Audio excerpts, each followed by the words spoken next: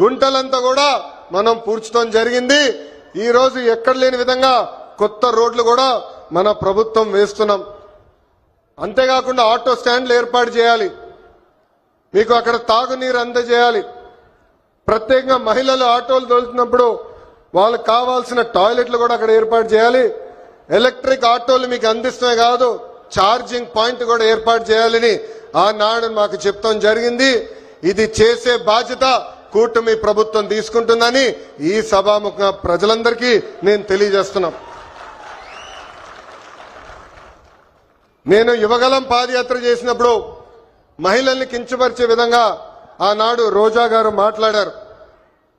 మా తెలుగు మహిళ చీరలు గాజులు ఆమెకి ఇచ్చేదానికి వెళ్ళినప్పుడు వెళ్ళిన ఆటోని ఆనాటి పోలీస్ సోదరులు సీజ్ చేశారు. ఆ ఆటో డ్రైవర్ పేరే హమీద్ బాషా. పాపం ఈ ఆటో పైన ఆయనే కాదు, ఆయన కుటుంబంలో ఉన్న 5గురు ఆధారపడి ఉంటారు. అతను నా దగ్గరికి వచ్చి, అన్నా నేను ఇబ్బంది పడుతున్నా, నన్ను ఆదుకో అంటే గౌరవ ముఖ్యమంత్రి శ్రీ నారా చంద్రబాబు నాయుడు గారు ఆనాడు నేను ఫోన్ చేసి ఒక ఆటో ఇవ్వాలనుకుంటే ఒకటి కాదు, ఏం అవసరం ఉన్నా ఆ కుటుంబాన్ని ఆదుకో, ఇది మన బాధ్యత అని చెప్పిన వ్యక్తి చంద్రబాబు నాయుడు గారు. సామాన్యుడి కారు ఆటో, వర్షం వస్తే ఇంటికి తీసుకెళ్లేది మా ఆటో డ్రైవర్లు. ఏకంగా చిన్న పిల్లల్ని సేఫ్ గా స్కూల్కి తీసుకెళ్లి తిరిగి తీసుకొచ్చేది మా ఆటో డ్రైవర్లు. అనారోగ్యంతో ఎవరన్నా బాధపడితే అంబులెన్స్ లాగా మారి ఆసుపత్రులు కూడా తీసుకెళ్లేది మా ఆటో డ్రైవర్లు. పనికి గాని ఆఫీస్కి వెళ్లాలన్నా, ట్రైన్ ఎక్కాలన్నా, బస్ ఎక్కాలన్నా ఫీడర్ వెహికలే మన ఆటో. మీరు ఆటో తోలి ప్రజలకి మెరుగైన సేవ చేస్తున్నారు కనుకనే మీ రుణం తీర్చుకునేదానికి ప్రజా ప్రభుత్వం ఈరోజు ఆటో డ్రైవర్ల సేవలు అనే పథకాన్ని మేము రూపొందిస్తాం జరిగింది. కార్మికులు డ్రైవర్లు తమ వాహనాలు పూజలు చేసుకుంటారు దసరా పండగప్పుడు. దసరా పండగ అయిన కరెక్ట్ గా 3 రోజుల్లోనే ఈ రోజు ఆటో డ్రైవర్ల అకౌంట్ లో 15,000 రూపాయలు ప్రజా ప్రభుత్వం అందజేయబోతుంది.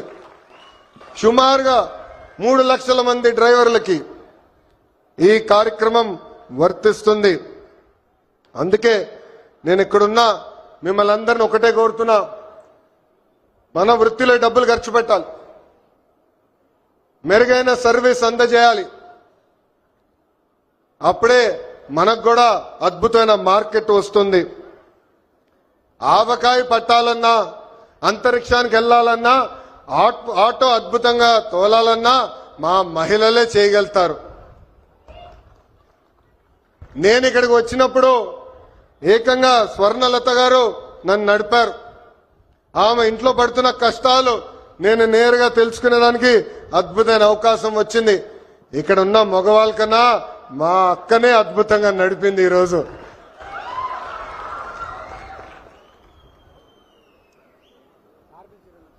పంపించండి ముఖ్యమంత్రి గారు దగ్గర కూర్చుంటారు. స్వర్ణలత గారు ఆటో తోలుతూ కుటుంబం మొత్తం పోషిస్తున్నారు. ఇంట్లో ఆమె భర్త కూడా అద్భుతంగా సహకరిస్తున్నారు. ఇద్దరు కలిసికట్టుగా పనిచేసి ఈ రోజు ఆ కుటుంబాన్ని ముందలు తీసుకెళ్తున్నారు.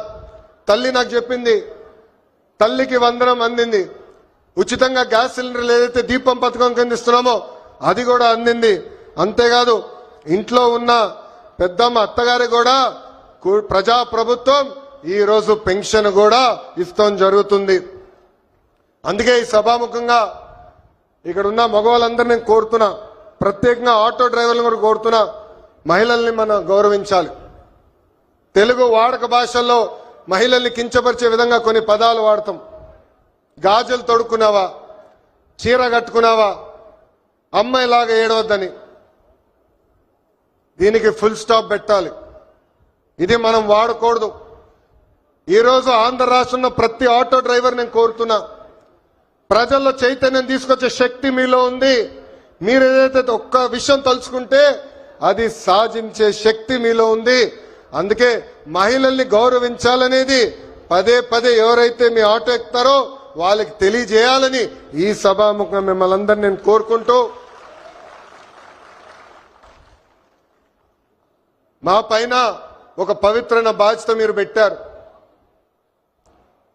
గత పాలకులు మీటింగ్ జరిగితే మీరందరూ చూసేవారు, పరదాలు కట్టేవారు, బ్యారికేడ్లు పెట్టేవారు. కానీ ఈరోజు గౌరవ ముఖ్యమంత్రి గారు కానివ్వండి, ఉప ముఖ్యమంత్రి గారు కానివ్వండి, ఒక సామాన్య వ్యక్తిగా మీ ముందల నుంచుంటున్నారు.